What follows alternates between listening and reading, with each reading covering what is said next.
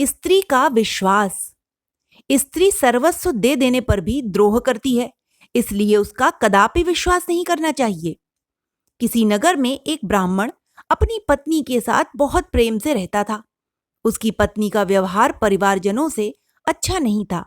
किसी न किसी बात को लेकर घर पर कलह जरूर होता।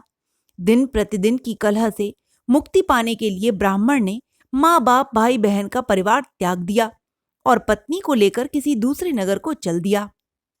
रास्ते में एक जंगल पड़ता था। वहां पहुंचकर ब्राह्मणी को प्यास लगी। ब्राह्मण ब्राह्मणी को बिठाकर पानी की खोज में चल दिया। पानी लाने में ब्राह्मण को थोड़ी देर लग गई। लौटने पर उसने देखा कि उसकी पत्नी की मृत्यु हो गई है। पत्नी को मरा जानकर उसके वियोग में ब्राह्मण रोने लगा और भगवान से प्रार्थना करने लगा। थोड़ी देर में आकाशवाणी हुई, हे ब्राह्मण, यदि तू अपने प्राणों का आधा भाग इसे देना स्वीकार करे तो यह जीवित हो जाएगी। ब्राह्मण ने स्वीकार कर लिया। ब्राह्मणी जीवित हो गई। वे दोनों फिर अपनी यात्रा पर चल दिए।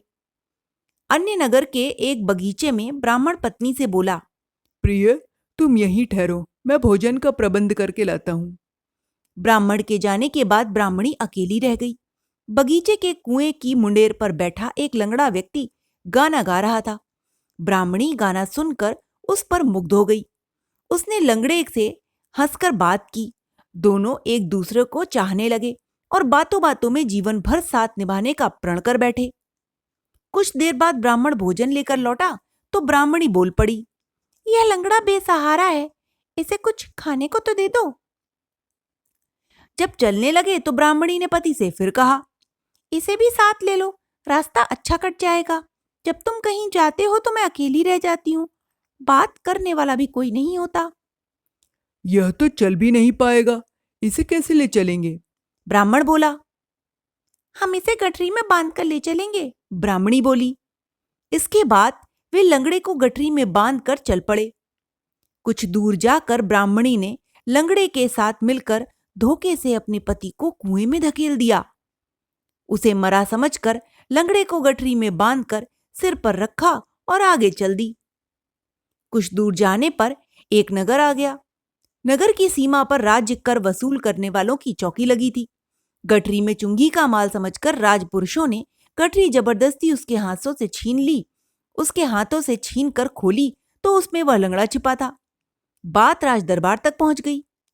राजा के पूछने पर उसने बताया कि यह मेरा पति है और अपने बंधु बांधवों से परेशान होकर हमने देश छोड़ दिया है। राजा ने उसे अपने देश में रहने की आज्ञा भी दे दी। कुछ दिनों बाद किसी साधु द्वारा कुएं से निकाले जाने पर ब्राह्मण भी उसी नगर में आ गया। ब्राह्मणी ने उसे देखा तो राजा से कहा, यह मेरे पति का पुराना शत्रु है, इसे यहां से निकाल दिया जाए या मरवा दिया जाए। राजा ने ब्राह्मण का वध करने की आज्ञा दे दी। ब्राह्मण ने राजा की आज्ञा सुनकर कहा, राजन, इस स्त्री के पास मेरी धरोहर है, पहले उसे तो वापस दिलवा दीजिए। ब्राह्मणी बोली, इसका मेरे पास कुछ नहीं है। तब ब्राह्मण ने कहा, राजन, इसने मेरा आधा जीवन दान में लिया हुआ है, सभी देवता इस बात के साक्षी हैं। राजा की आज्ञा व देवताओं के भय के कारण ब्राह्मणी ने वह भाग वापस करने का वचन दे दिया, किंतु वचन देते ही वह मर गई। यह सब देखकर राजा आश्चर्यचकित रह गया। तब ब्राह्मण ने राजा को सारी बात बता दी। कथा सुनाकर बंदर बोला, पुरुष पत्नी के मांगने पर सब कुछ देने को तत्पर रहता है, क्योंकि पत्नी को खुश करने के लिए पुरुष को घोड़े की तरह हिनहिनाना तो पड़ता ही है, यहां तक कि सर भी मुंडवाना पड़ जाता है। मगरमच्छ बोला, वो क्यों? तब बंदर ने कहा, सुनो, मैं आगे की कथा सुनाता हूं।